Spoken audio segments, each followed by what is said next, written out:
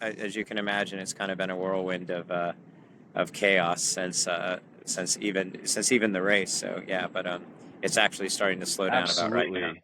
Yeah, Nice. So the race finished about 10 hours ago. And when I finished watching the race, you guys were third, and then I came back and I saw the headlines, and you guys were second. That yeah. had to Right. be just tell us about that reaction. Well, it's crazy because so when they crossed the finish line, what happened it was it showed us that Germany had won, but it said that second and third place were photo finish.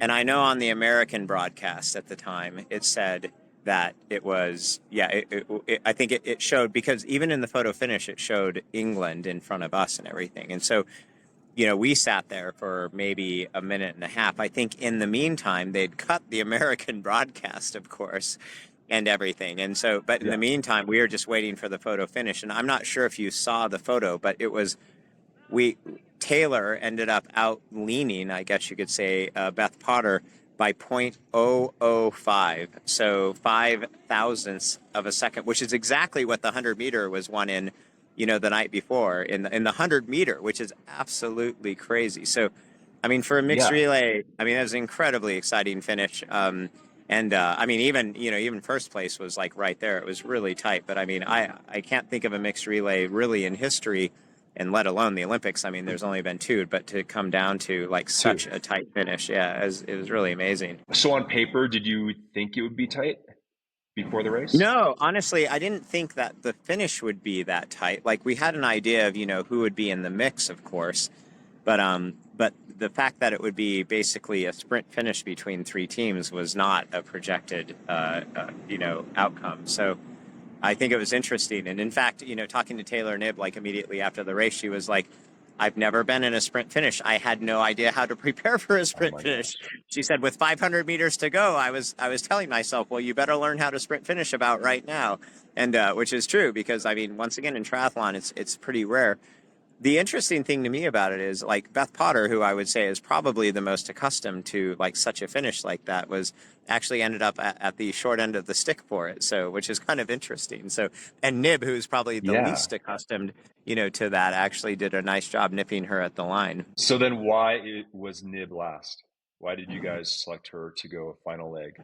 Well, I mean, it's strategy. I mean, in mixed relay is so much strategy. I think that especially with draft legal racing, there's so much nuance to the racing and how it plays out, and matching our athletes with athletes in other legs of the race. But ultimately, we felt like Nib races, and I mean, not surprisingly, Nib races the best when it's more in a time trial-ish type format. And I mean, she's an incredible long course racer. I mean, she's an incredible short course racer. But just because of that, like, so it makes sense to put her, because we feel like at that point in the race, if everything went as we planned, Morgan Pearson could either hand off like right up front in the lead, and with that lead, then Nib could actually go solo and just time trial to the finish, because we felt like in that last leg, like her head to head in a running race would be a crapshoot. You know what I mean? She's capable of running quite well, but if we could have a lead and have her off the front, then it would be beneficial. And ultimately, what ended up happening was her exactly what we wanted. Is she's able to, on the swim, she progressed a bit, and then on the bike, she was able basically to time trial herself up to the front of the race to put us in contention, for a medal. And I feel like this race, more than even in Tokyo, we were like, we're kind of going for like a Hail Mary. We're going for all or nothing, and and it ended up working out well. I mean, once again, with a mixed relay, there's so many factors involved that, like, certain things had to happen, and certain people being around certain people, the French ultimately crashing out certainly played a role in the dynamics of Yeah. the race and everything. They But still got ultimately, I fourth. mean, yeah, I'm sorry, what's that? They still got fourth. Yeah, yeah, which was pretty amazing. I mean, they basically maintained what they lost for the duration of the race. Yeah. You know what I mean by that loss? So, I mean, who knows? Maybe it would have been a sprint with four, which would have been absolutely like nuts, But it's always so hard to say because once again, if they would have stayed in the race, had the dynamics been different, et cetera. But I guess for the strategies that we played out, and I think that's another thing to consider with the Olympics is someone was going to falter, and I think it's kind of like it's a game at the Olympics too with the mixed relay is not making mistakes. I think is a big piece that ultimately, ultimately is a focus. Is you have to say, first thing we need to do is execute no mistakes. Secondly, what we need to do is perform at the level we're capable of. And if you do those two things, which is what all four of our athletes did, you're going to be in medal potential, especially if you have the talent that we have. So, I think it worked out like really well and in our favor that way. We weren't expected to be in the medals, and so the fact that we were is fantastic. Absolutely. I mean, you had to learn a thing or two about that swim course after the individual. Did you guys review video and see how the Yeah, current was changing the lines and best lines to take, etc.? yeah, a ton. I mean, we really, really did a ton because the current, if anything, was maybe a bit stronger today. And the buoy setup was Yeah. different than the other day, but we did learn a lot from the individual race, and then we implemented those changes into how the athletes, responded and swam today. And all of them actually swam really good lines with really good people, and they basically, followed the game plan in that regard, and it ended up paying off. I mean, swimming's kind of like cycling. If you're on good feet, then you stay on those good feet. So it's kind of like if you're on a good wheel, you stay on that good wheel. Whichever path they take, and Yeah. but I do think the athletes, like we did learn a lot. We talked a lot about it. There was a lot more discussion, on the forefront of how to approach that swim, especially it's only 300 meters. And like I said, with the current, because the current was certainly a factor. I think a lot more people were savvy to the current in the mixed relay. Because honestly, I mean, the Sen last year during the test event was a third of what it is right now from a current standpoint. So, Wow. this year, I think everyone thought it was going to be, less and more normal, but there's been more rain, et cetera. And so it definitely threw a curveball into everything. And even the organization, I mean, they had to modify the swim course to an extent just to accommodate for it, because otherwise it would have been an absolute disaster. So yeah. Well, you had to have been happy it didn't rain as well, right? Right. It was actually a little 2 nights ago. It wasn't forecasted to rain, and it rained a fair amount.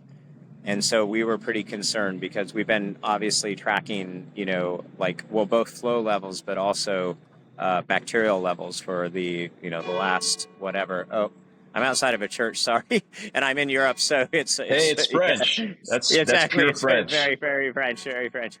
But anyway, those levels, and historically those levels, it's been taking after range, 48, hours ish to drop to appropriate levels for us to be able to, like swim in the water and everything. So this was, I would say, right at the limit. And when it did rain a couple nights ago, I was like, oh, I don't know if this race is going to happen. So I'm glad that the limits got to the point where we were able to race, as were the athletes, because I mean, I know you can relate, and a lot of people can relate that, especially at the Olympics, it's not all that reassuring going to bed the night before, one of the biggest races of your life, whether the race is actually even going to happen, which happened to our men in the Yeah. individual race. I mean, yeah, it's not a great way to go in. I mean, all we can do, like as coaches and staff, is to prepare athletes for that as best possible. So, but hey, there's a chance we may wake up tomorrow and it's going to be another. It's like Groundhog Day, you know what I mean?